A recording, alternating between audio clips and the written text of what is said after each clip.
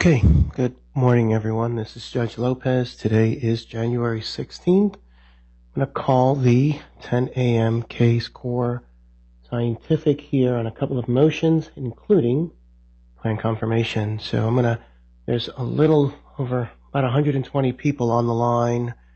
I'm going to ask parties to please hit 5-star. There's no one in the courtroom, so we're doing this entirely virtual today.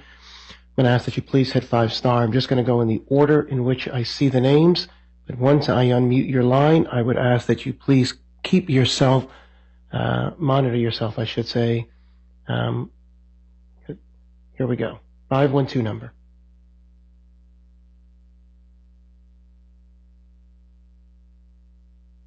A 512 number. Good morning, Your Honor. This is Jason Benford on behalf of Tenaska Power Services Company. All righty. Good morning, Mr. Benford. Here's a 202 number. Good morning, Your Honor. Jason Ruff for the United States Trustee. Good morning. Another 212 number. 212, I should say. I think that might have been me, Your Honor. It's Ted Securities from WOW. Good morning. For the debtors. Good morning. There's a 646 number. Good morning, Your Honor. Bernice Berkovich from WOW. Good morning, Ms. Berkovich. Here's a 713 number. Good morning, Your Honor. Cliff Carlson of Wagosh. Good morning, Mr. Carlson. Okay, let's see where we go next. That's 646 number. Good morning, Your Honor. It's Chris Hansen with Paul Hastings on behalf of the Ad Hoc Committee. Good morning. 917 number. Good morning, Your Honor. Ray Schrock, Wow Gatchel on behalf of the debtors. Good morning. There's another 917 number.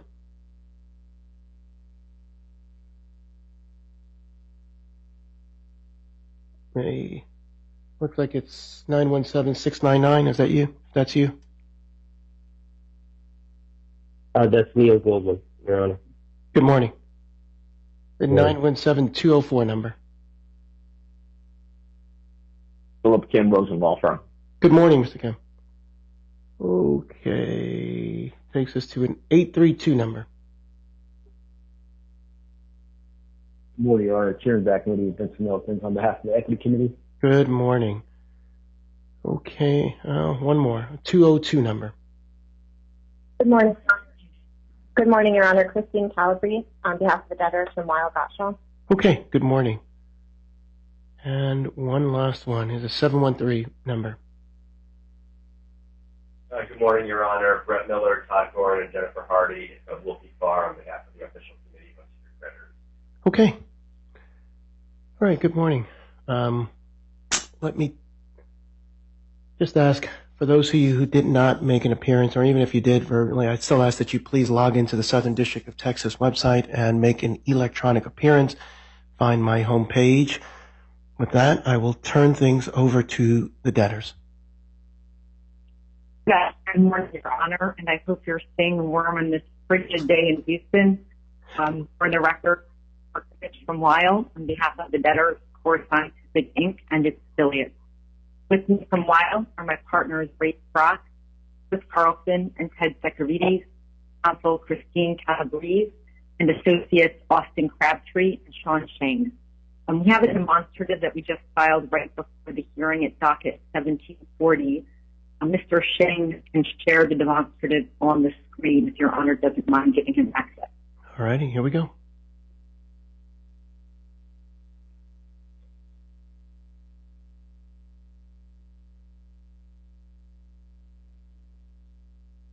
I'll continue while he puts it up. We also have Core's CEO, Adam Sullivan, and our Senior Vice President of Capital Markets and Acquisitions, Michael Brose, with us in the virtual courtroom.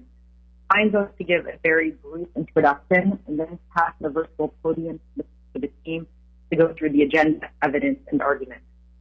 Your Honor, we are thrilled to be here today seeking confirmation of our fourth amended Chapter 11 plan, which is supported by all five of our key stakeholder groups, the ad hoc group of convertible note holders, the Unsecured Creditors Committee, the Official Committee of Equity Holders, our minor equipment lenders, and B. Riley, which is both our fifth lender and our largest unsecured creditor. We also see overwhelming vote to accept this plan by the classes of claims and interests entitled to vote. And at this point, that could come as a surprise. In December 2022, we entered Chapter 11 with an RSA that gave unsecured creditors and shareholders almost nothing. We told the court then we would fight hard for more value for our stakeholders and try to get to consensus, and we were successful on both goals.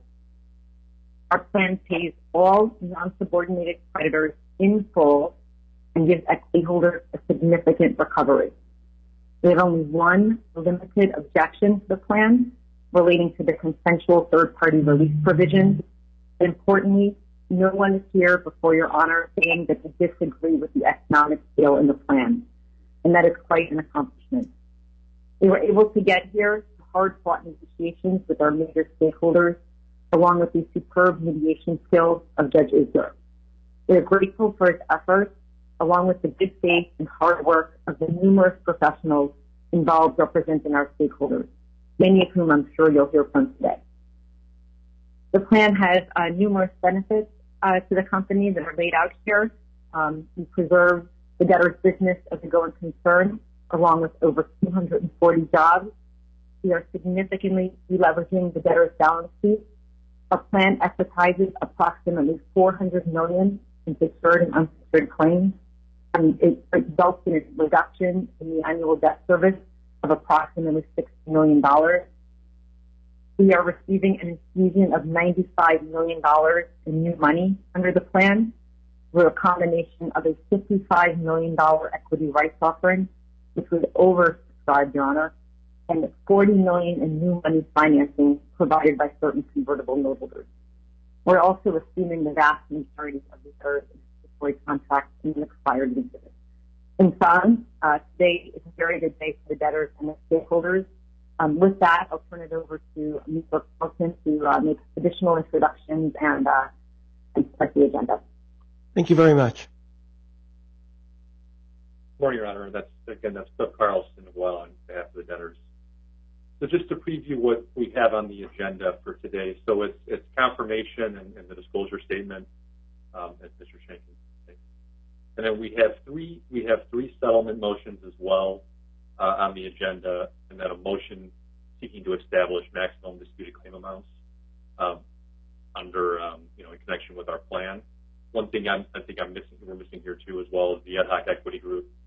They have a motion for a substantial contribution claim on file as well. And I think, as Ms. Berkovich mentioned, so I believe everything is fully resolved except for one outstanding objection to our plan, and that's an objection to the third-party release provision in our plan by Mr. Hoffman. The way we'd like to move forward with the hearing, if it's okay with Your Honor, is to give a short presentation on our affirmative case in support of confirmation and final approval of the disclosure statement. And then I think at that point, understanding there's going to be argument, maybe some argument on the one objection to confirmation, Mr. Securities for the company will be prepared to address that argument. But before we get into argument there, we do have one of the settlement motions we would like to have presented first because one of our witnesses may be unavailable. So we would like to take that a little bit out of turn. So we would do our presentation, a short presentation on the settlement agreement for Sphere, and then we can come back to argument on the limited objection we have to confirmation, and then we keep round it up then at the end for the remaining matters on the agenda, if that's okay with Your Honor. I've got no issues with that. Why don't we? Well, Mr. Carlson, can we take the core Sphere settlement first and then just kind of roll right into plan confirmation, or do you need to kind of do the presentation first? No, that's fine. Why don't we do that? Why don't we just get the Sphere settlement presented out of the way? Ms. Calabrese from our side will present. Yeah, well, if that's okay. That way I know that the witness has no issues, and then the presentation will just flow straight through just for the purposes of the record. Thank you, Your Honor. So we can be brief on the core Griffin Sphere settlement. The debtors respectfully request that the court authorize and approve their entry into the settlement agreement as set forth in the emergency motion docketed at 1663. And Your Honor, in support of the motion, the debtors have filed the declaration of Russell Can, which is docketed on the exhibit list at 1737-1. I'd like to move the declaration of Mr. Can into evidence, Your Honor. Any objection to the admission of the Can declaration for purposes of this motion?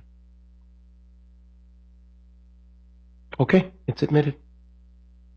Thank you. So by way of brief background, in September and October of 2021, CORE and Griffin entered into hosting agreements pursuant to which CORE was to host minors for Griffin. And as part of these hosting agreements, Griffin was to deliver over 70,000 minors to CORE for hosting and made approximately $35 million in prepayments pursuant to those hosting agreements. Asserting claims under these hosting agreements, a third party, Sphere, filed proofs of claim numbers 358 and 359, which are substantively identical claims for over $39 million.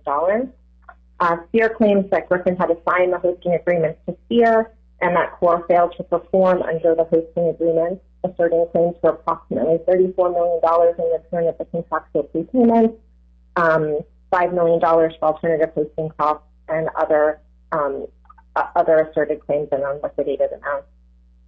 The debtors objected to the Sphere POCs and also commenced an adversary proceeding against both Sphere and Griffin, seeking damages for, among other things, construction costs and lost profits arising from the hosting agreements, in addition to other relief. Shortly thereafter, Your Honor, Griffin moved for leave to file a late proof of claim for contingent amounts of approximately $35 million, those $35 million prepayments, in connection with the hosting agreement. It's in this posture that in December of 2023, the debtors and Sphere and Griffin reached a settlement agreement that resolved the Sphere POCs, the adversary proceeding, and also Griffin's motion for leave. The terms of the CORE Sphere Griffin settlement are set forth in the term sheet, which is docketed in two places, Your Honor, except the proposed order as Exhibit 1, which is at 1663-1. And also as an exhibit to the declaration of Mr. Can, which is at 1737-1. The settlement resolves the Sphere proofs of claim, the adversary proceeding, and like I said, also Griffin's motion for leave, in exchange for Sphere having a single allowed claim against CORE Scientific, Inc., which is the entity named in proof of claim 358, in the total amount of $10 million. The settlement also provides for mutual releases between the debtors on the one hand and Sphere and Griffin on the other. The debtors believe it's a fair, reasonable settlement that's in the best interest of the estate, and among other things, resolves these open litigation issues that would be costly to continue litigating. I'm happy to take any questions, Your Honor, or also offer Mr. Can to the extent you have any questions. Let me just ask, does anyone wish to be heard in connection with this settlement agreement?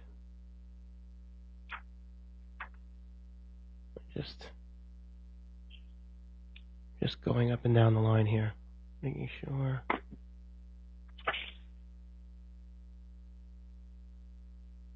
Okay, let me just then note for the record before the court is request for approval of a settlement between the debtors, Sphere 3D Corp. And Griffin Digital Mining, Inc. That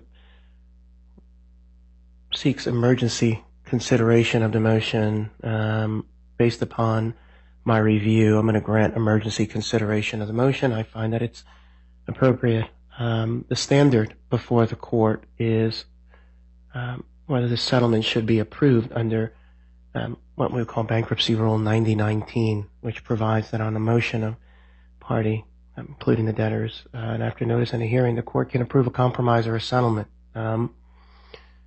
And the basis upon which it can be approved is not defined in Rule 9019. So we then turn to binding precedent upon this court. Looks at the Fifth Circuit case law, which provides that a court can approve a compromise or a settlement as long as it's fair, reasonable, and in the best interest of the estate. Right? That's the number of Fifth Circuit cases that provide that. It's within the discretion of the bankruptcy court to approve a 9019 settlement. So I consider whether a 9019 should be approved and whether it should be approved on an emergency basis. And I'm going to approve this motion. I'm going to approve the settlement. This court is no stranger to the litigation that was involving the debtors and Sphere and the potential issues that were arising in connection with. There was originally a trial scheduled for earlier this year, which was going to, and then later this month, which was going to be very contested based upon filings that the parties had. And then the court was going to have to consider whether to allow a late proof of claim by Griffin. So that was going to be a lot of work, a lot of complexity involved there, and plenty of time and evidence required in legal issues. And it was no easy answer one way or the other from what the court could see. So settling this is certainly in the best interest of the estate. The court has considered the Cowan Declaration and finds that it provides the necessary evidentiary support to establish that this is in the best interest of the estate and that the settlement is fair and reasonable. So I'm going to approve the settlement and really congratulate the parties. I know a lot of work must have gone into this, and really quickly to kind of come to the point where there's a settlement agreement. And I believe that it's settling this now in connection with a potential plan confirmation makes the most sense. So I'm going to sign the order at 1663. Ms. Calabrese, is that still the one that you want me to sign? Yes, Your Honor. It's the proposed order at 1663 that has the term sheet appended. You got it. Okay. I have signed that, and it is off to docketing. Thank you. Thank you. All right. Mr. Carlson, I'll turn it back over to you. Great. Thank you. We can go back to slide 4. So, Your Honor, we filed our witness and exhibit list at docket number 1737 in support of confirmation and the other motions. Just to preview what's in there, there's 5 declarations in support of confirmation. We have Mr. Bros. He's our 1129 declarant.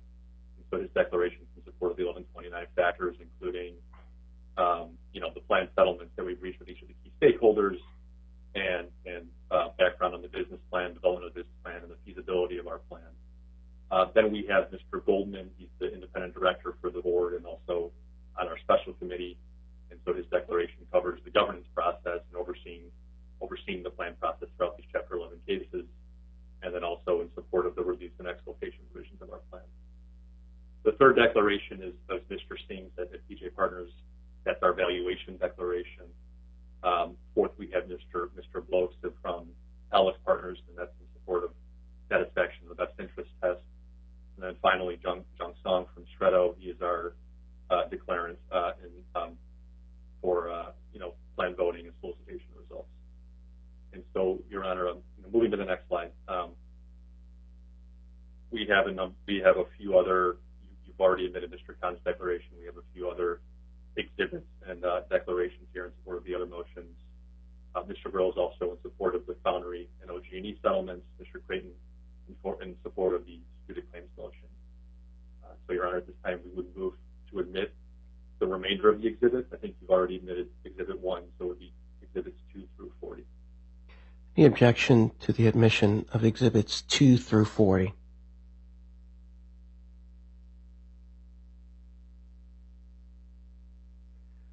Okay, and that's at docket number 1737. So just so the record is clear, the court, in connection with this hearing, has admitted Exhibits 1 through 40. It's at docket 1737. So moving on to the next slide, this is just our key documents we filed. We just filed an updated confirmation order, so I think that that one is going to change, but otherwise we filed the amended plan at docket number 1722, disclosure statements and disclosure statements under 1439 and 1640. Moving on to the next slide here is just a timeline of our cases.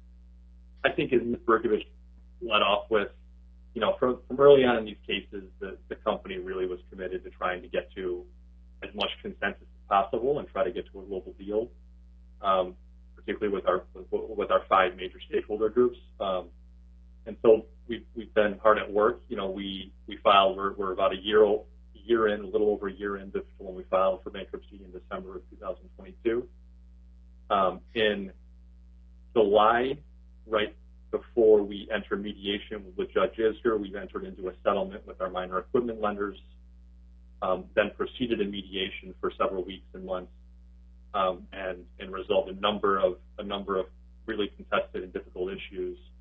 And that settlement then occurred and was on September 17th and finally documented in November. That was our RSA between the debtors, the ad hoc note holder group, and the equity committee, and that resolved disputes over enterprise value and treatment and the amount of claims held by the converts, and then treatment for equity. So that was a big milestone in the cases. We then, only had the unsecured creditors left at that point, and we went back into mediation. And with Judge Isger's help, we were able to reach a settlement with the unsecured creditors and B. Riley, who's our largest unsecured creditor. That was in mid-December, and so then we were then at the point where we were at a fully consensual deal and moved forward with soliciting our plan. So moving on to the next slide. So we are seeking approval of both final approval of the disclosure statement and confirmation. I think the declarations and support layout or provide the evidentiary basis that we need for each of the factors under 1129. We did overwhelmingly have accepting classes across the board, with the exception of one debtor entity at Class 8A, and that entity has no assets. But in any event, we do satisfy the cram down standard for that one entity, given this is a solvent debtor case, and all creditors are getting 100% recoveries. And as I mentioned, the only remaining objection is of Mr. Hoffman's issues with the third-party release as it relates to the securities litigation that's pending. And we will address that at the appropriate time. So then, flipping ahead, here are the voting results. As I noted, all classes accepted, with the one exception of the one debtor at Class 8A. Moving ahead to quickly just give an overview of each of the settlements we reached. As I mentioned, back in July, we reached our settlement with the equipment lenders. There's a lot of words on the page here, but they hold in the aggregate $254 million in claims. We agreed to, the claims are bifurcated, and so we agreed to allow claim amounts with each of the settling minor equipment lenders, and essentially gave them three options for treatment. The first option is just the default treatment and what they're entitled to under the code, which is on account of their secured claims, they would get a take back paper with the terms laid out here in number 1, and then the deficiency claim would be equitized. The second option was just to equitize their entire claim, both secured and unsecured, and receive equity in 100 cents recovery based on our $1.5 billion mediated plan value. And then the third option was a secured take-back instrument at 80 cents of the amount of their allowed claim, and it would be secured by their existing collateral, each equipment lender, and then some additional collateral was provided up to $52.5 million of collateral of minors that would be acquired post-emergence. And then finally, as it relates to the settling equipment lenders, we agreed to pay fees up to $4 million for in connection with negotiating a settlement with them. And by and large, most of the equipment lenders, the vast majority, elected the equitization option, which is a great benefit for the company and provides the company with about $200 million of extra deleveraging and on the balance sheet going forward. So that was right before we entered into mediation. Turning to the next slide, we then had a number of issues outstanding between the ad hoc note holder group and the equity group on plan value. We also had disputes regarding the claim amounts of the convertible note holders, in particular whether they were entitled to this 2X provision, double the amount of their principal claims under the note instruments, and then the appropriate treatment for equity and the converts, and finally the terms of the exit capital. And after a few months in mediation and several sessions, and we got to a settlement with the debtors, the ad hoc note holder group, and the equity holders that resolved all of those issues, and the parties agreed on, as a linchpin of the settlement, a $1.5 billion plan value. And so then the only piece that was left at that point was getting support from our unsecured creditors committee and B. Riley. And so then we continued to negotiate, and with the help of Judge Isger again, we were able to get to a global deal that resolved their outstanding issues with the plan, and essentially provide them with incremental consideration of the plan in the form of, well, number one, creating a convenience class for holders of claims of $10,000 or less. That comes out to about $130,000 in cash paid to those holders, and then an incremental $3.25 million in new common shares provided pro rata to all the holders of allowed general unsecured claims. And then as part of, for downside protection, an instrument we call the DUC contingent payment obligation that would give them up to $7.1 million, depending on the trading price of stock post-emergence, up to $7.1 million. And then finally, we settled a number of claim disputes with other holders of general unsecured claims as part of the settlement. So then moving on to just a quick summary of the treatment. So as part of that RSA settlement that we entered into, we agreed on a claim amount of $710 million for the convertible note holders. And that $710 million is basically, this is the consideration they receive in exchange for their claims. $150 million in new secured notes, $260 million in new secured convertible notes, $260 million of equity in the reorganized company at the $1.5 billion plan value, enterprise value. Then a portion, certain of the note holders agreed to provide an exit facility. And so a portion of the convertible note holder secured claims, $40 million, rolls into our exit facility, providing $40 million of new money as part of that.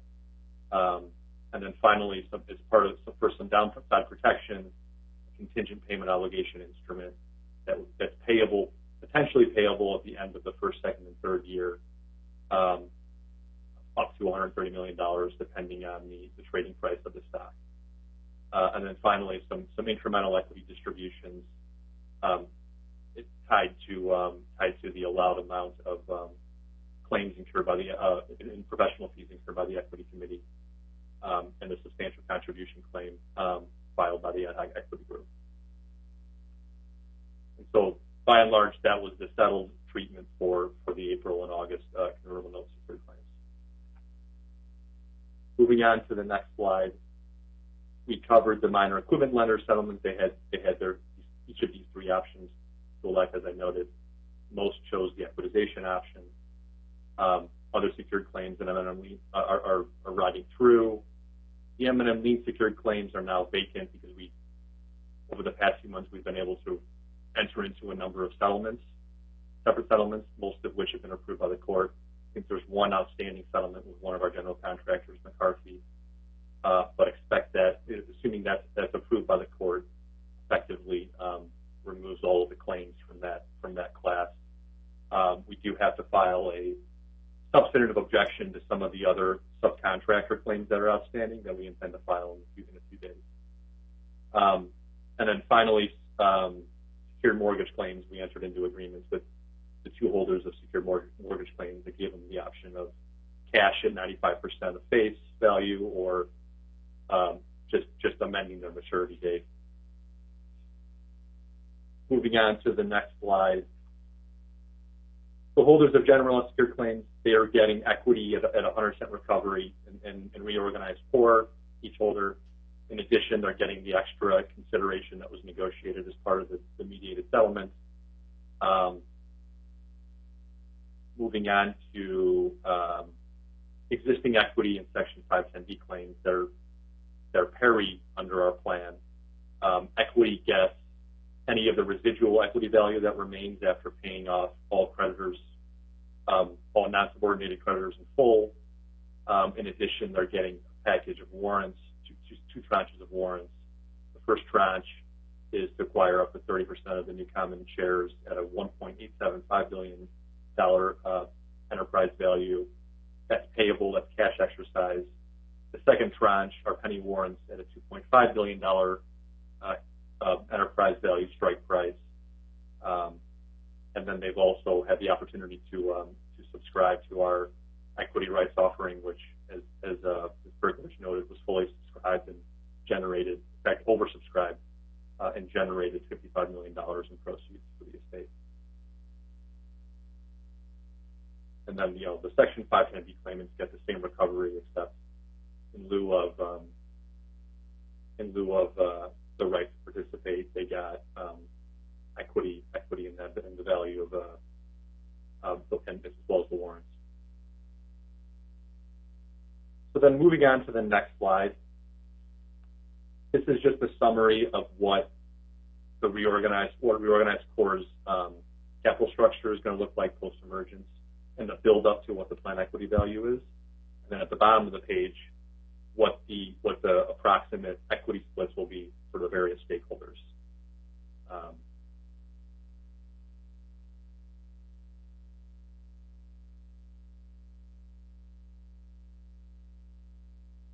Moving on to the next slide here.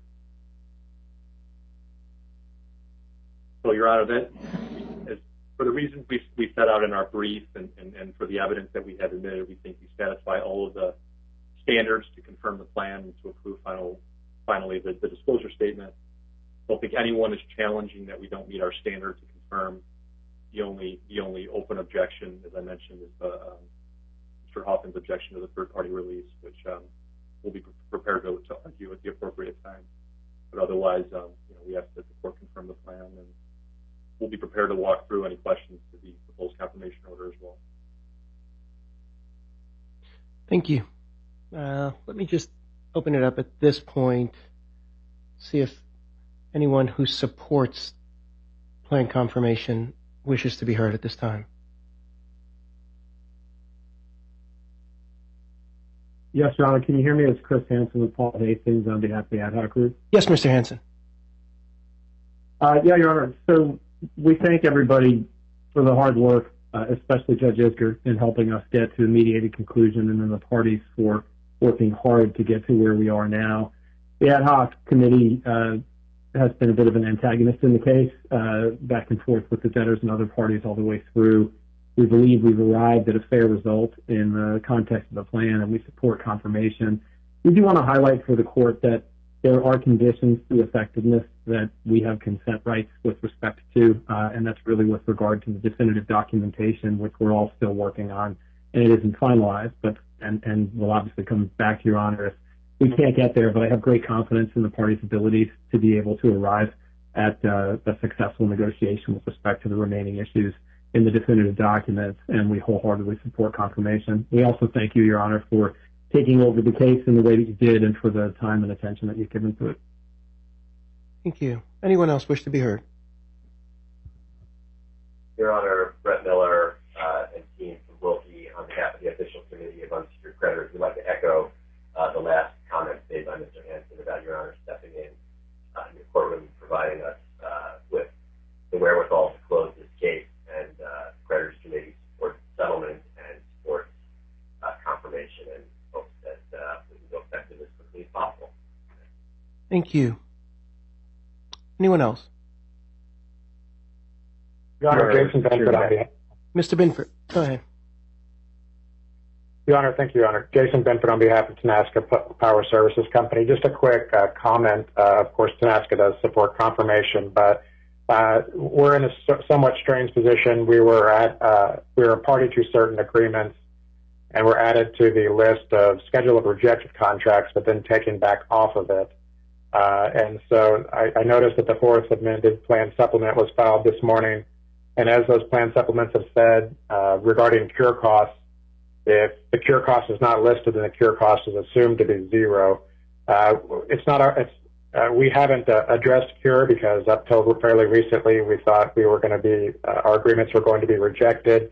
So I'd just like to say on the record that our cure costs, we don't think it's an issue because we timely filed proofs of claim that essentially are the cure amount.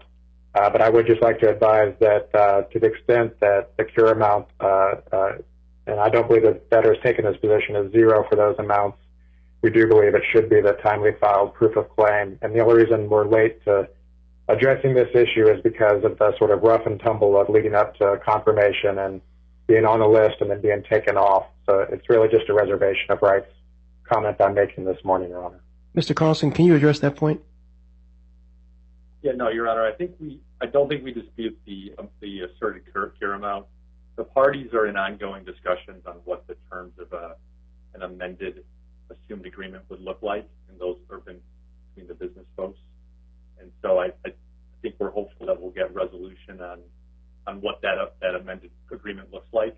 To the extent we can, of course, we'll come back to court.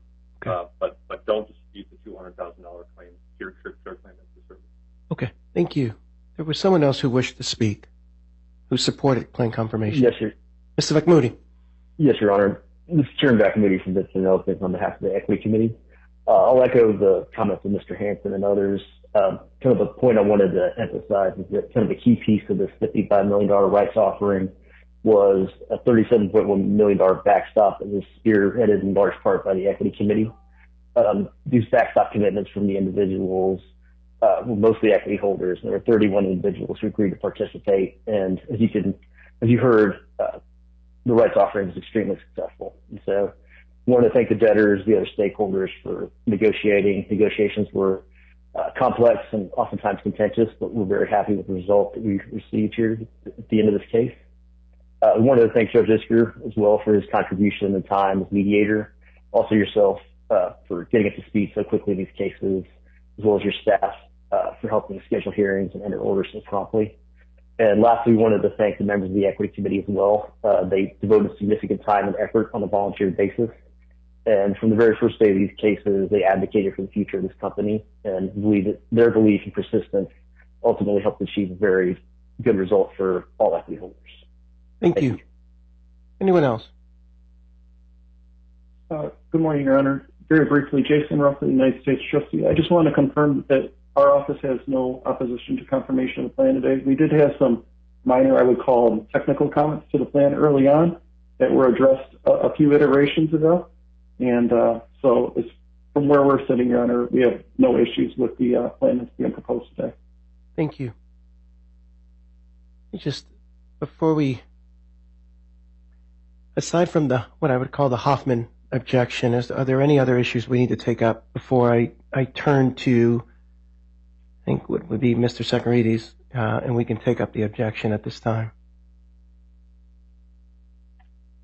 Your Honor, this is Philip Kim for lead plaintiff Morgan Hoffman. I mean, just as a technical matter, we do object to the disclosure statement to the extent it contains language relating to a third-party release purporting to release our securities class action and related issues. So, but, I guess just to make the record of that, I guess we can deal with, the substance of that objection, when we get to it. Do you object to the words or to the legal ramifications of it? Both, insofar as to the extent that it includes the third-party release as currently drafted would, as the debtor claims, would sort of extinguish our securities class action, and also that it does not include adequate information relating to the purpose of that release as it relates to our securities class action. Thank you. Okay. Well, at this time, why don't I just take up the objection? Mr. Kim, you filed the objection, so it probably makes sense for you to go first, and then I'll let the debtors then respond, and you can proceed as you see fit. Your Honor, could I ask you to take that down? Okay, very good. Yep. It's hard to see everything. Yep. We ready? Yes. All right. Thank you, Your Honor. I think our objection sort of lays out 4 independent bases to reject the third-party release here, to the extent that it's worded to release and extinguish the securities action that's pending in the Western District of Texas. So we're not here trying to get rid of the third-party release altogether. As we said in our limited objection, we are objecting to the language to the extent they're trying to release or extinguish these third-party claims in the securities class action. So I think that's important, a point I like to make. And common to these 4 independent bases are sort of common points that I think apply to all of them. So I'll go over them sort of at a high level at this point. So Mr. Kim, just an initial question. Who do you represent in this with respect here? Do you represent just Hoffman, or are you claiming to speak on behalf of the putative class? Your Honor, we are here before Morgan Hoffman, and, we believe, although the court, had prior rulings, we believe that we have the authority under the PSLRA to speak for the putative class as an agent. And how did Ms. Hoffman vote? Did Ms. Hoffman, did she sign an opt-out or take a position in Hoffman? No, Mr. Hoffman did not opt out and is presenting an objection. He did not vote. Did not sign the opt-out itself? No, Mr. Hoffman did not opt out to maintain his standing to file an objection. Okay. So, Your Honor, there's some key facts I think that are important. Hold on a second. I'm a little confused now. So you purport to represent Hoffman and the other putative classes, but you think that if Hoffman Hoffman didn't sign the opt-out because they wanted to maintain the objection. So does that mean that if Hoffman goes away, everybody else goes away too? I don't understand the objection. In other words, if you believe you represented X number of people, and it's not just Hoffman, then why does Hoffman then dictate the terms of everyone's opt-out? Well, Your Honor, we had previously made a motion. So I guess going back to the question of, since the court did not allow class treatment, and with respect to, or didn't rule on whether we could opt out on a class-wide basis, in order for us to make this objection, we did not opt out, because otherwise, if we opted out, we would not have standing to make the objection. So we did not opt out. We are here today to make an objection, which we have the authority to do so.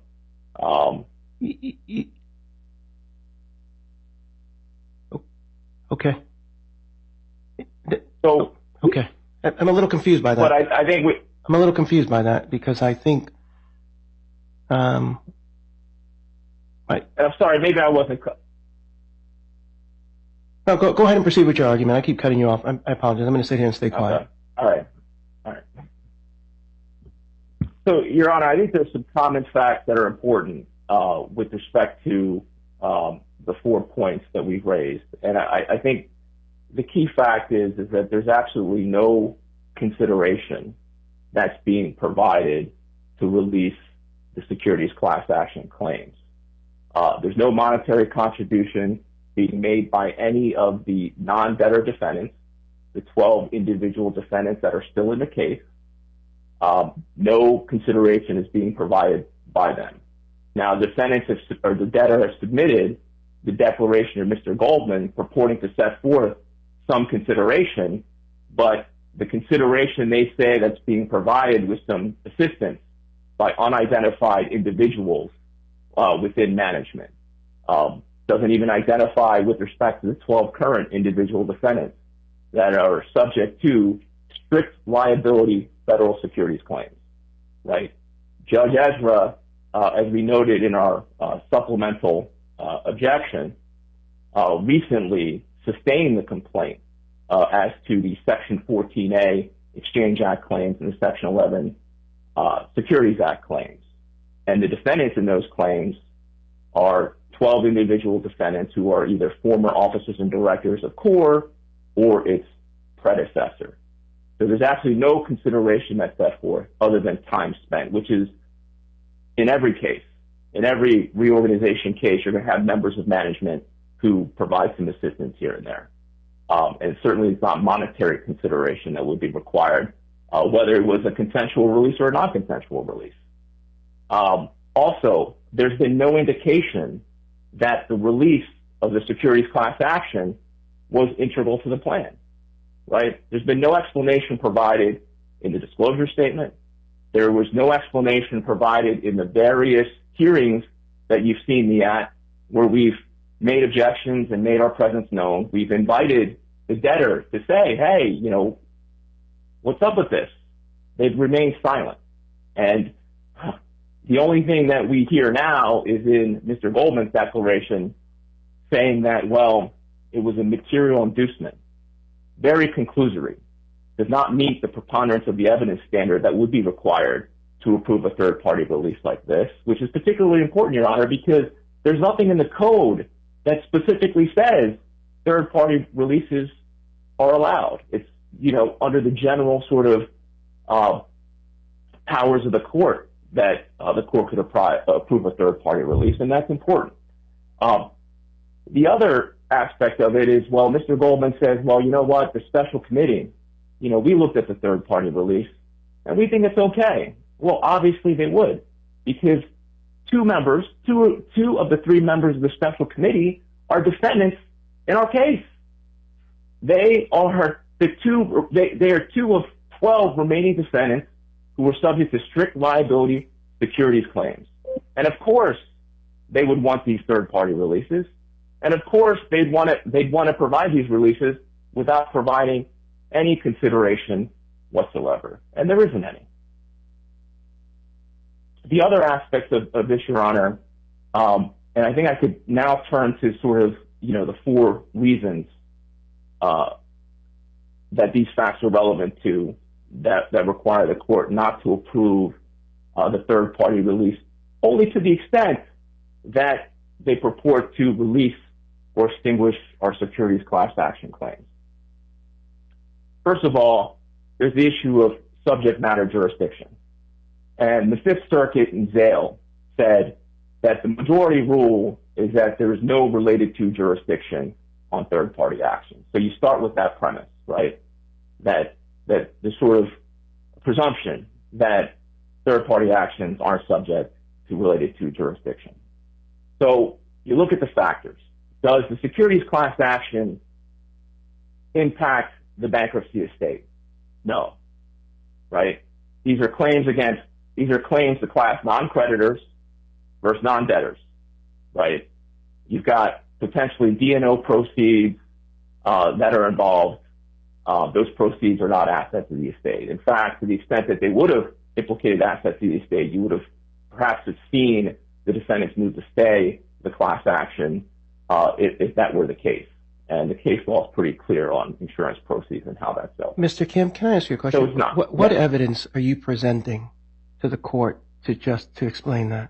I don't have any evidence of the securities class action in connection with this case, and there's been no witness or exhibit list to support that. What evidence are you presenting to the court about the litigation itself, or what's going on, or where things are going? What's the evidence that you want me to rely on to show that it has no bearing in connection with this case? Well, Your Honor, the burden is on the plan proponents, the debtor. But they have submitted undisputed evidence. Here's the point that I'm making. Right? You're saying that Goldman's statement it's conclusory, but it's not enough. But no one challenged it. Maybe it was not, but you had an opportunity to cross Goldman. Goldman's sitting right there on the screen, and no one challenged them. Right? So it's unrefuted document. It's unrefuted evidence.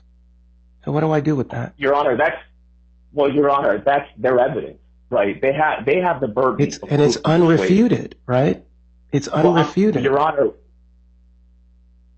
we are saying that it is too conclusory. But now you're leaving it up to me, right? But you didn't challenge the evidence. You didn't challenge the witness. He was sitting right there. You could have asked him questions. Yeah. Well, Your Honor, unrefuted does not mean sufficient.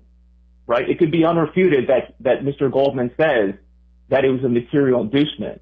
But then it's a question of, well, is that sufficient level of proof to satisfy the court that if no one challenged it, if no one challenged it, and I've got 6 different parties saying we all came together after mediation, and parties came together, and parties worked together in mediation. We went back to mediation, and now we have this consensual plan, and we have overwhelming support, and this was a material inducement. And no one challenges that statement. What do I do with that? Right? You can't just look at the sentence. You got to look at the whole presentation that was given to me.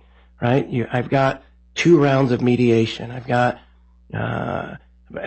settlements with the largest unsecured creditor. I've got a creditors committee supporting it. I've got the United States trustee telling me that they reviewed it and have no objection. They don't really about it. I have an ad hoc committee. I have an equity committee saying that everybody's connected with this, right? So you have unsecured creditors, equity, and ad hoc groups, secured lenders. Everyone is coming together, 2 rounds of mediation and a statement in an uncontested declaration saying that that this was all a material inducement to getting the deal done, right? I agree with you if it was just one sentence, but it's not one sentence. It's one sentence built upon 5 different groups telling me that this is the best deal, and everybody agreed to this package.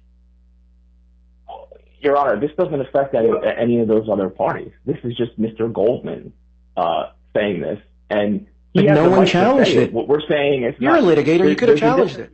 You're a litigator. Why didn't you challenge the statement? They have, Your Honor, they have the burden of establishing it. I am challenging it now through argument, Your Honor, that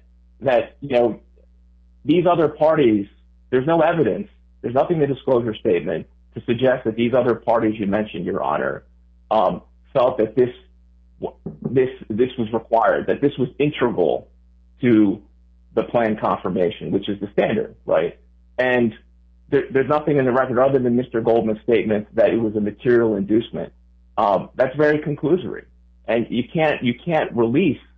Our position is you can't approve this release that releases our securities class action claims that a court has said. Who is the our? Who is the our when you refer to the our? Who is the our there? The plaintiffs.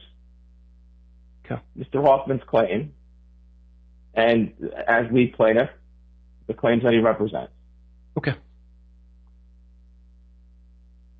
So, Your Honor, turning it to subject matter jurisdiction, as I was saying, that the class action claims are not related to the estate. Our case involves disclosures by the company, by these 12 defendants who signed a false proxy statement and a registration statement more than a year before the filing of this bankruptcy case, December 7th of 2021. Now, the debtor argues that, well, this is kind of related to the conduct. The conduct here, changing the rate plans, the fixed rates, is a different issue. Any mismanagement related to the conduct decision to make that are derivative claims. And of course, those are claims that are owned by the debtor, and we're not in any position trying to say how those derivative claims should be dealt with, right? That's not what we're here for. So it's not related to. And the indemnity issue, it's speculative insofar it hasn't been determined yet, right? The defendants in our case, sorry, my phone is here. The defendants in the securities class action can still litigate, right? We survived the motion to dismiss. Obviously, now we're going to get into discovery. They're going to prove their claim. And and to the extent that there would be any indemnity issue under Delaware law, I think, that's going to be present with any corporation, any Delaware corporation, the stock indemnity provisions. And the indemnity itself is not enough to create subject matter jurisdiction or related to jurisdiction. So, I think that's sort of the first point, that there is no subject matter jurisdiction. I understand the defendants don't like the Mawa Bergen case because it's out of Virginia, but that decision is an extensive decision, wading through these issues that have identical facts in this case. So we believe that it's helpful in the court's analysis of these issues because they're complicated, Your Honor. I mean, these aren't issues that are before bankruptcy courts frequently. And I don't profess to be an expert in bankruptcy law, but I understand these issues are very complicated, and I think it's complicated for many individuals. So the second point, Your Honor, is whether there's personal jurisdiction in this case and whether folks have consented to Article I jurisdiction for the resolution of the claims. So I think the first issue is as to personal jurisdiction, we don't believe that the court has personal jurisdiction over absent class members in our securities class action who have not participated in this case whatsoever. I mean, I understand that defendants say that there's some folks who submitted claims in the prior hearing. There might have been less than 50 folks who submitted claims, and I understand that there might have been about similar number of folks who've opted out, but only 6 of them appear to be potentially class members in our case.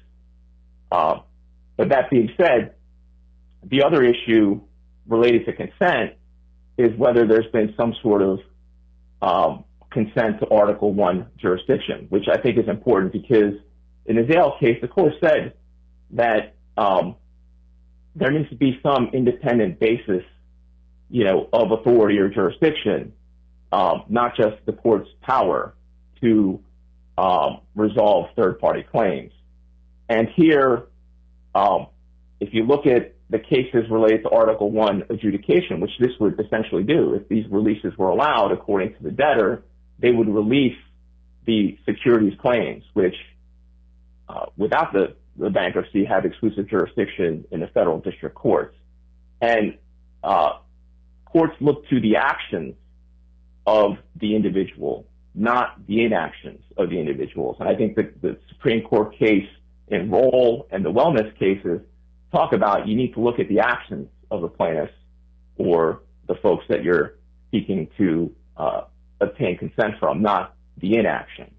So I think those line of cases, which was also dealt with in the Mawa case, would support our point that there was no consent to have these securities laws claims adjudicated effectively in bankruptcy court, which would be another reason why the court could not approve the third-party release to the extent it seeks to extinguish the federal class action claim. Secondly, there's no implied consent, right? The defendants or the debtor suggests, well, this is just your run-of-the-mill sort of notice and opt-out procedure. But we think it's different here to the extent that it involves our securities class action. So, as we pointed out before, we pointed this out at the class treatment hearing, that the notice program was inadequate because it did not include the entire class, right? The entire class here included folks who were shareholders ex-PDI that became core and held through those shares on December 7th of 2021. And we pointed out that deficiency, and the debtor has done nothing to address that deficiency. We pointed out the deficiency that it also did not include folks who purchased warrants and options. And it's not clear to us whether that was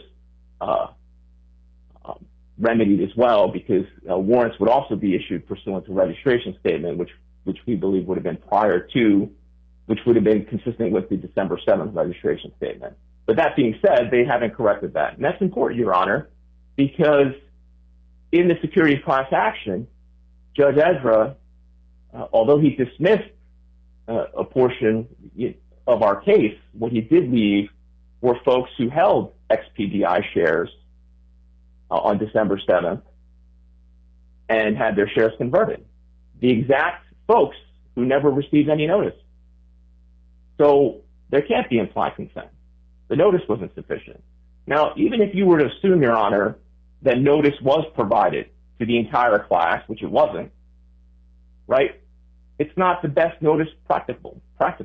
right? The notice that's required for a bankruptcy case is a lot different than the notice that's required for a securities class action or a PSLRA case. And it's important because the notice that's required in a PSLRA case, which this case is governed, right, has a high level of notice. It has to be written in plain language. It needs to identify the case. It needs to identify the claims that are being released. It has to be, there's a whole slew of requirements that we noted in our brief and also set out in the Mawa case, among others, that are required for a securities claim to be released or otherwise settled, and which is different than what would be required in a bankruptcy case. What's clear is that the notice required for a bankruptcy case is less rigorous and can certainly be written, less in plain language, because folks that are involved in these types of bankruptcies are very complex parties, right? In a securities class action, the lead plaintiffs are mom and pop investors, right? And the lead plaintiff here is a mom and pop investor. And I think what's evidence of that, of the notice program being deficient, is the fact that I think, according to the debtor, only 49 opt-outs were received. And just looking at their chart, it only appeared that 6 of them may have been individual shareholders. I couldn't tell because it was just a table. And that supposedly there were like 400 or 500, and the debtor can correct me wrong, opt-out forms were received, but according to them, they were improperly filled out or improperly submitted, which is, again, evidence that none of this was set forth in plain language to the few investors or class members that did receive this notice. And we cited the Think Finance case. We cited that case before in the proof of claim context, where you had only a few thousand people who submitted claims on a class that was over 1 million folks, that indicated that perhaps the notice program was not robust enough. Do you have any evidence? Do you have any evidence of an individual who received, and that you are aware of, who's a member of the class action that did not receive notice? Do you have any evidence to present the court that that's the case? I don't have a particular document to file with the court to indicate that. I've heard. I mean, I could represent to the court. I heard from folks that they haven't received any documentation relating to the bankruptcy. Do you have any affidavits or any documents that you can present to the court that I can consider as evidence today? Not at this moment, Your Honor. Okay.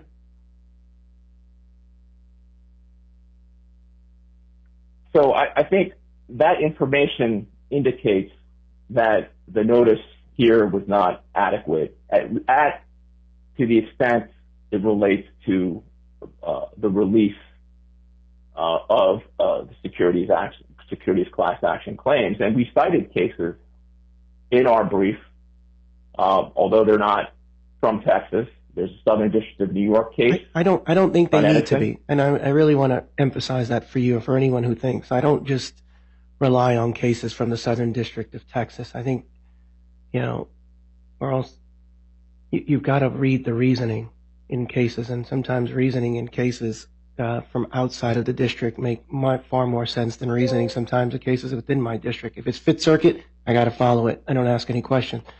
But outside of the district, you read cases and you understand the reasoning of the case. And so I don't follow cases blindly in the Southern District.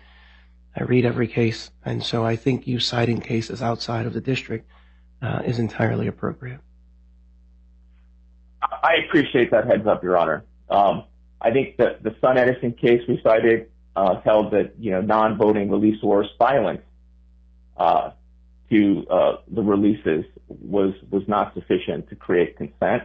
The Emergent District of Delaware case said that failing to return a ballot or opt out may not be deemed to intentionally give a third-party release, and the Washington Mutual case is the same. So there's those 3 cases we cited in our response, and of course there's the Mawa case, which I think the reasoning behind those cases on all these points that we make are substantial and should be followed, given the factual similarities of any of the authorities that are before the court, Your Honor. So I think given that also the notice program, as we highlighted, was not sufficient for this securities class action, it's not sufficient. And the other point, Your Honor, is that, it doesn't, just theoretically, it doesn't make any sense here that someone would have to opt out in order to preserve their claim, given that there was already a putative securities class action that's already been on file. And it's important in connection with notice. I think we mentioned this before at the class treatment hearing. In a PSLRA case, once it is filed, and this case was filed pre-petition, that a PSLRA early notice has to be issued, and an early notice was issued. And those early notices identified that a case had been filed, and that case is representing investors, right? And if you wanted to be a lead plaintiff, you can come forward and be appointed lead plaintiff. And those notices went out many times after the filing of the case, and we filed those, in connection with our class treatment motion. So that provides further information about notice, right? Initially, you have investors who think, okay, my rights are being represented in this securities class action. The notice was issued pursuant to statute.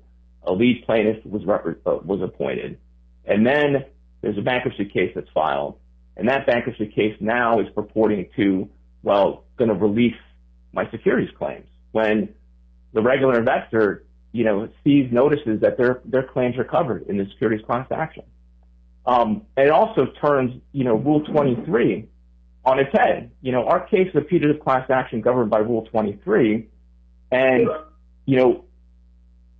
the reason Rule 23 is important is because the standard for Rule 23 is a lot higher. Again, as I said, it's a lot higher standard for notice. It's a lot higher standard for counsel, and it's a different standard that's being applied here, right? Than in the case. Let me ask you this, Mr. Coe. Yeah. So in middle of November, I signed an order approving, scheduling the combined hearing, approving the adequacy of the notices, but then also approving the notice procedures for purposes of today. Are you? It seems like you're objecting to the form of notice that would have been provided or the form of ballot that would have been provided, but was the right time to take that up in connection with that motion where I was scheduled and approved a form of ballot in the notice procedures, or is the time now to contest it? In other words, what do I do now? There's an order where no one really contested it in November saying you can send out these ballots to these people, and now you're coming in after that saying, that form of notice that you approved, Your Honor, it doesn't work. Well, Your Honor, we did object to this. We filed a preliminary objection to raise these issues. Did you appeal that order? We did not. No, it's a final order now, right? That. So what do I do now? We understand that. Well, Your Honor, what's the legal effect? What's the legal effect of that order now? Can I now go under the change the form of the order or grant relief or approve relief that people have relied on would be the appropriate notice for purposes of today? How do I then peer under the hood on that order and then start changing stuff? Or are you allowed to make arguments based on that? Well, Your Honor, the court doesn't need to change the order, right? Well, I kind of do. I kind of do if I say if notice would be appropriate if you did it this way, and then they do it this way, and now you're saying that the notice doesn't really work for these people. Well, we made the argument. Our view was we made the argument. The court rejected it, and also, this is a case where everything was sort of preliminary. We had objected to the disclosure statement in those processes, and then. This was sort of like, well, we're going to take this up all at the same time at plan confirmation. So that's not what the order does. That's not what the order does. You can go back and read the order. The order approves the language of the disclosure statement as conditionally approved. People can come back and object to the language, but the procedures like setting the dates and the objection deadlines and the form of ballot that can be used and the voting deadlines, that's set in stone. No one's going to come back and challenge those dates today, nor can they, right? So the debtors do run the risk on the conditional approval of the disclosure statement, and that we've got to take up, and I'll hear Mr. Sacarides' arguments on that. But in other words, we're not coming here arguing whether the objection deadline was set or the voting deadline was set. Those were set in stone on that day. Your Honor, if the defendants are seeking to apply the third-party relief to the extent that it extinguishes our claim, right, that's not something that they're presumed under the code that they're allowed to do, right? That's something that they Understood. need to establish. But you're talking about notice. If they felt, I know, Your Honor, but if they felt that the procedure is being utilized, right, they're smart people. They have dozens of attorneys looking at these issues. They read the case law. If they felt that the notice program that they proposed, right, would be sufficient to establish jurisdiction, personal jurisdiction or otherwise, right, they believe that that would be the case, and they relied on it. They can't now come back and say, well, Your Honor, the milk's already been spilled. It's too late. It was up to Mr. Hoffman to suggest to do something. We did do something. We objected to it. I think what they're going to say is, Lopez, you signed an order. A little different than milk spilled. It's more, there's an order saying you can do this. A little different than spilled milk. It's kind of, I held a hearing on it, and you signed an order approving the notice procedures. It's a little different. I understand that, Your Honor, and to the extent that if the notice was not sufficient to reach the class and we had raised that issue. But how do we know that? How do we know? But how do we know it didn't reach the class? I'm still a little hazy on that.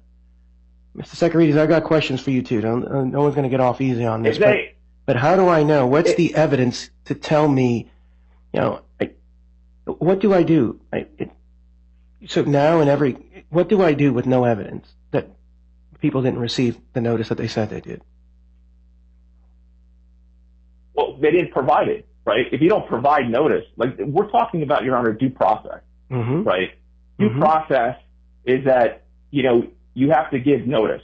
And even the debtor has acknowledged in their filings, they say, well, people who didn't receive notice of this, then they won't be bound by this, right? Except they turn it around on their head and say, well, they have to prove they didn't receive notice. But that's not how it works, Your Honor. They did not give notice to the folks they're trying to release claims to. If there is someone, and I'll ask Mr. Sacarides the same question. If there's someone who did not physically receive an opt-out notice, right? And what do we do then? That's the real question that you've got, right? Or I guess you're saying that those folks who did receive an opt-out notice, even for them, it shouldn't apply.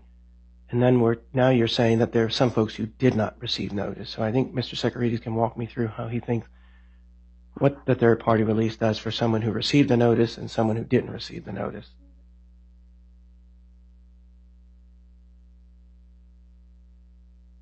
So, you want me to do that now, or?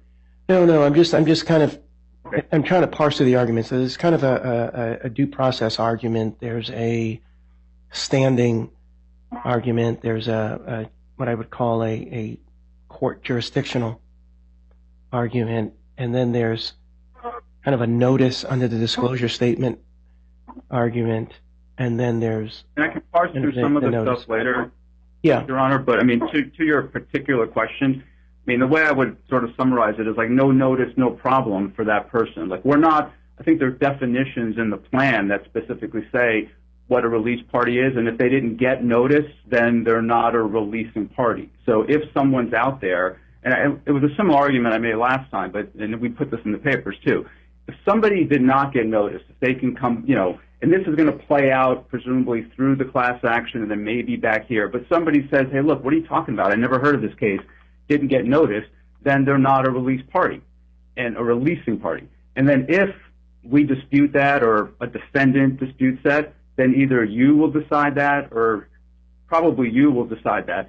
But just to be clear, we are not looking to release people who did not get notice. I think if they don't fall within the definition of a releasing party, i.e. they did not get notice, then we're not looking to release them, and our plan doesn't do that. Now, we happen to think that we did the right things to do that, but, like I said last time, if we're wrong or somebody can demonstrate they didn't get it, then we'll deal with it. I mean, we're not in the PSLRA realm. We're in the bankruptcy court, and notice provisions and notice processes are well-worn here, and we believe we follow them. But like I said before, I'm going to say it again, if we did not give notice to somebody, then they're not going to be bound by the release. And I got it, Mr. Kennedy. You may make different arguments. I just wanted to hear from the debtors just so that we had a clear record as to what their position was. Yeah, so Your Honor, I think Your Honor hit upon sort of our related argument to that. I mean, even if anyone did receive notice, we don't believe that the notice was sufficient because it does not, it's not the best notice practicable. Again, it's a very long and confusing document in the eyes of laypersons, to which a securities class action that would be used to dispose of a claim would be required to be written in plain language, would have to, here, the release opt-out form doesn't even identify our case, doesn't even identify securities class action counsel, does not have basic sort of pedigree information that you would need on the claim that you're releasing so that someone can make an informed decision.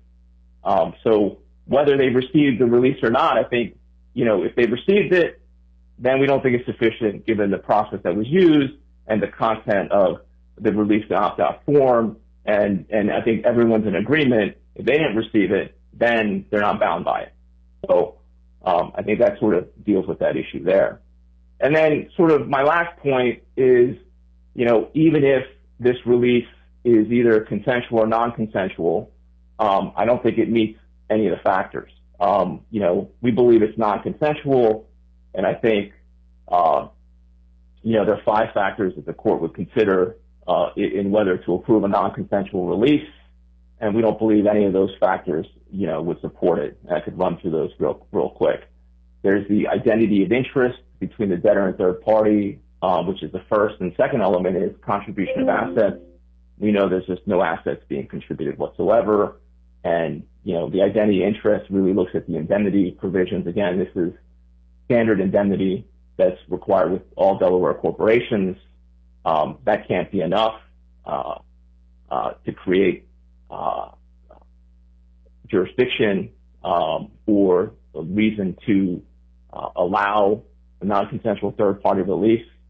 The other factor is the release is necessary for the reorganization. The only evidence is that it's a, quote, material inducement. We don't know to whom it was. Again, there are 12 defendants in this case. Many of those defendants were not even at CORE at the time of the petition. We're not even with CORE itself, but with the blank check company. So it's not clear who induced what or to whatever extent or whether it was necessary. The other factor is the majority affected creditors have overwhelmingly accepted the plan. Well, none of the class members have accepted the plan. They haven't made any affirmative actions in accepting it. They're not creditors. They're not parties to this bankruptcy. The other last factor is plan provides payment of all or substantially all the affected classes. There's no payment to the securities class action plaintiffs. There's no payment whatsoever. Nothing. There's no consideration. The only consideration is Mr. Goldman's statement, general statement that certain unidentified individuals expended some time. And then, if you look at the factors the defendants or the debtor says you look at to see if it's a consensual release, there are 5 factors that they've submitted, whether it's consensual. Okay, let's assume for the sake of argument it was consensual. We don't agree that it is. Is it specific language? I think specific language, in the release opt-out form, we don't believe that there's any specificity as to our particular case, which we complain about. Was it integral to the plan? Again, the only evidence of that is material inducement. Was it a condition of the settlement? Not so clear. I don't think it's not a settlement. And then whether the 5th factor is given for consideration. Again, there's no consideration that's being provided. I think so. For those reasons, Your Honor, we do not believe, and the court should not allow the third-party release to the extent it seeks to release any claims in the securities class action. And our limited objection, we proposed a proposed solution, which would have been adding some language about how the releases do not act to eliminate any direct securities class action claims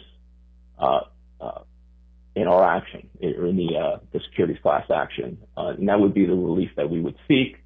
Or in the alternative, the court could permit us to file an omnibus opt-out on behalf of not only Mr. Hoffman. Mr. Kim, can I ask you a question? Do you think you could have filed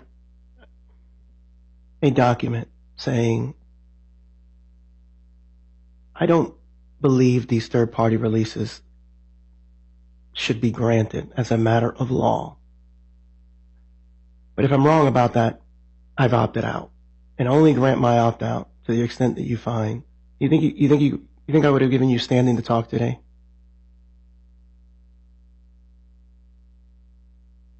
In other words, did the decision?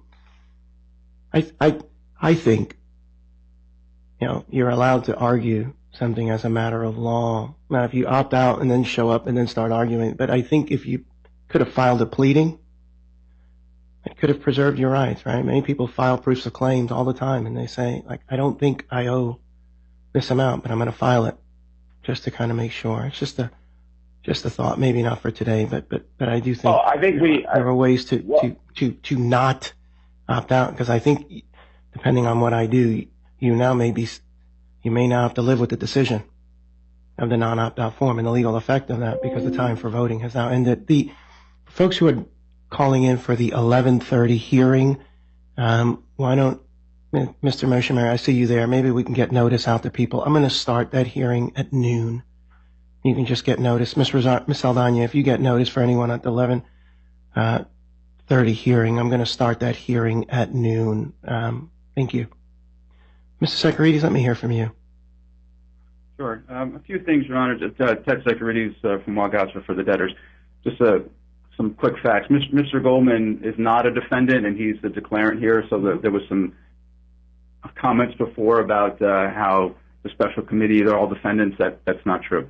But I do want to pick up a little bit where you left off. So I have the objection that Mr. Kim filed, and it's on behalf of Mr. Hoffman. And again, he's here for Mr. Hoffman and maybe two other people, Evan Achi and William Emanuel. And attached to that objection is the opt-out form. So obviously at least those three people had it or knew how to get it. And it does reference the securities litigation, maybe not by docket name, but it's in there. And that's on a form that was approved. It was a final order. There was a lot of things left for later. That wasn't one of them. So this form is the form that was approved, but it does mention securities action. And it has an opt-out box. Now, Mr. Hoffman, Mr. Achi, Mr. Emanuel, they had the document. Their lawyer had the document. They didn't check the box. They were acutely aware of the consequences of not checking that box, yet they didn't do it anyway. So we should really have no sympathy for anyone who got this form and didn't check off the box. They obviously knew what the consequences were. And so I think that's an important point just foundationally. Going to the issues that relate to these releases, and I think you mentioned last time, Your Honor, there's a lot of talk, consensual, non-consensual. Our view, and we think consistent with the courts in the circuit, these are consensual because people have the opportunity to make a decision for themselves. And people did. People sent in opt-out forms, and they're not going to be subject to the releases. And as I said earlier, when I cut in briefly, if we didn't send somebody notice, no problem. They're not bound by it. But there is absolutely subject matter jurisdiction here, absolutely. And we cited cases to that effect. And let me explain to you why it is. Okay, this isn't some case where some defendant ran somebody over with their truck and we're trying to release the claim. These are claims based on events that occurred at court by the directors and officers. And in particular, and we put in the motion to dismiss decision by the judge, which we have a different reading, I think, for Mr. Mr. Kim of not handling that case, but as I read it, only Mr. Levitt is left as a defendant, but be that as it may. The underlying facts, yeah, it's about disclosure. He's right about that. But about what? It's about the power pass-through, okay, which we haven't really gotten into it too much in this case, but that was part of the Celsius fight, which, by the way, they agreed we have the right to charge. And it's part of the GEM fight going on in the bankruptcy court. It's absolutely related to, given the very, very low standard of showing some effect on the debtor. These are actions that were taken by board members or management in relation to conduct at core. You can't get more related than that. And then the cherry on top for related to, and this is in Mr. Goldman's declaration, and we cited 3 documents that are in evidence: the proof of claim from Mr. Levitt, the bylaws, and the certificate of incorporation, which all obligate. Okay, Mr. Kim dismisses this as that happens all the time. Well, the indemnity is kind of a big deal. Okay, it's essentially a claim against the debtor in that respect. We're the real party in interest. If there's some finding in that case that Mr. Levitt, and assume somebody else is still left over, owes some money, CORE is responsible for that. And there's nothing specifically that says only to the extent of insurance or anything like that. We had to pay some defense costs. Insurance has provided some, but there's no guarantee that's going to be there. So the debtor is the real party in interest with respect to that claim, because we have these obligations, not some new lawsuit. They're obligations under the enabling documents and the contracts that Mr. Levin and presumably others have. So there's absolutely related to jurisdiction, and the indemnity in and of itself is enough, as Judge Isger found in the Houston regional case. That was an indemnity issue for related party subject matter jurisdiction. So the 2 cases are connected. And I think relatedly, the notion that they're strangers, I hear that pretty much in every filing from Mr. Hoffman. But how can that be? All of these people, all of them, by definition, at one point or another, held securities of the debtor. By definition. Now, he says, again, without evidence, that none of the class members are here. That's not true, demonstrably so, because we know existing shareholders who are members of his class, because one of the class things is somebody who purchased between January 3rd and December 22nd or December 21st of 2022. We know they're out there, and they're class members. Some filed proofs of claim, some opted out, some didn't, but people voted, some 700 or so in that class. So they're not strangers.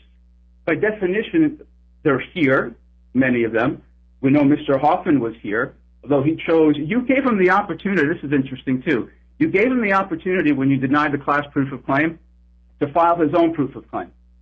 I think you struggled with that, and you wanted to make sure that he had the right to do that. Gave him like 3 weeks. Did he file a proof of claim? I don't think so. Not that I saw. So something's going on here beyond just like the worry about Mr. Hoffman. So he had an opportunity to do that. He didn't do it. He had an opportunity to opt out, attach the form to his pleading, and didn't do that either. They're not strangers. They know where we are. Like, they almost act like CORE never heard of them. Of course they've heard of them, and of course the 2 are related. Look, I know courts struggle with this issue. It's different all across the country. But I think when we're talking about these releases, in this case, for this debtor, for that action, we meet the criteria, even if you wanted to think about MAWA. And I appreciate your view that, look, I don't care that it's not in the Fifth Circuit, but if you think about that, the court was really hung up, and that was a trustee appeal because the securities person didn't preserve their appellate rights. They were worried about the broad scope of the appeal. Here we're talking about a particular case, a securities action based on conduct of the debtors, officers, and directors that are being litigated in other claims in the bankruptcy court, the underlying facts. Of course they're related. Of course it's appropriate to say, look, I don't want, the debtor now speaking, I don't want that case where my former chairman, CEO at the time, and CFO right now are in to have to be hanging out there. So if I can get a release, it's important those people contributed, as Mr. Goldman states in his declaration. And if it turns out that someone didn't get notice, their claim is not extinguished. And I think Mr. Kim purposely tries to weave back and forth between what may be going on in Purdue. This is not Purdue. This is not us trying to extinguish a claim that the person doesn't have a right to opt out. They had the ability to do so, and they didn't. And again, I hate to keep belaboring this point, but the fact that that form was attached to the pleading and they didn't opt out, I couldn't believe it. So, I think there's absolutely jurisdiction over the people and over the subject matter. And I think the indemnity obligation by the debtor to the defendants in that case, whether it's 1 or 12, that obligation exists. And that's sufficient for the hook for jurisdiction. And then in terms of the person not having, like, silence doesn't equal consent, look, we could debate that.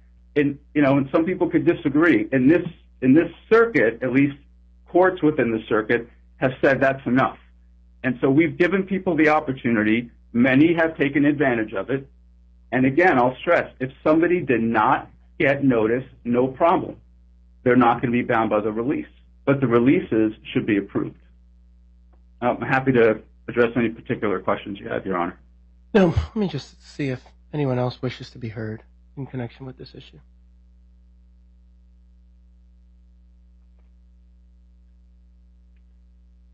Your Honor, if I could have a brief rebuttal, yeah, that would be appreciated, assuming no one else. Absolutely.